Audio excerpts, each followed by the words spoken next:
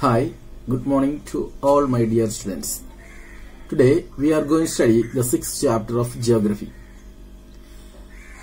While you are traveling, you have seen many different types of landforms, just like mountains, desert, seashore and so on. So in this chapter we are going to study how these landforms are formed, or what are the reasons behind the formation of these landforms.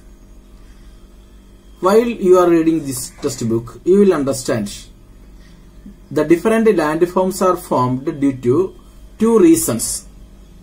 First one is internal process and another one is external process.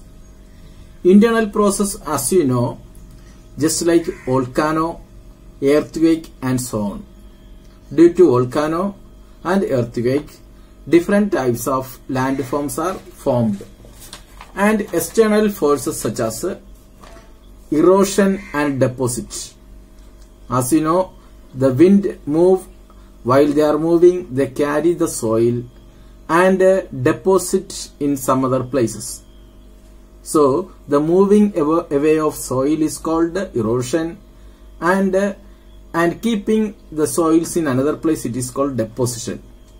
So due to this process, external and internal process, different landforms such as mountains, plateaus and plains are formed.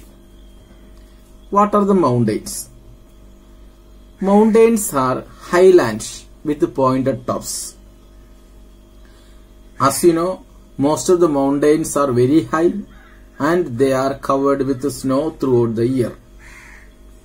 For example, Mount Everest. Why these mountains are covered with snow? Because as you know, as we go up, the temperature decreases. As we go up, the temperature decreases and the climate becomes colder and colder. That is why most of the mountains are covered with snow. And we can see the permanent frozen ice or the river of ice in the mountain region. This is called glaciers. So glaciers are the rivers of snow. Glaciers are rivers of ice. Okay. So in the mountain range we can see glaciers, and we can see the mountains are in the form of a chain. Mountains are continuous.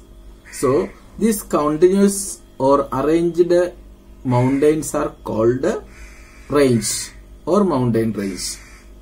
Okay, there are three types of mountains: fold mountains, block mountains and volcanic mountains. Okay, block mountains are created by large areas broken and displaced vertically. And you know, most of the mountains are formed due to volcanic activity.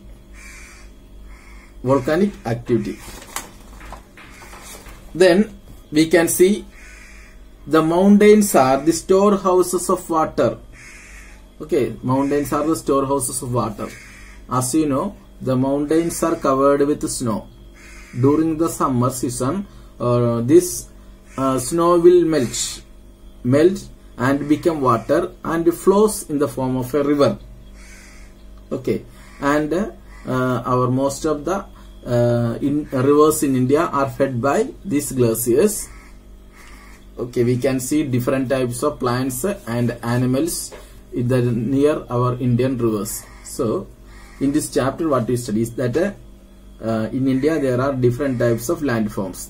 These landforms are formed by internal and external process.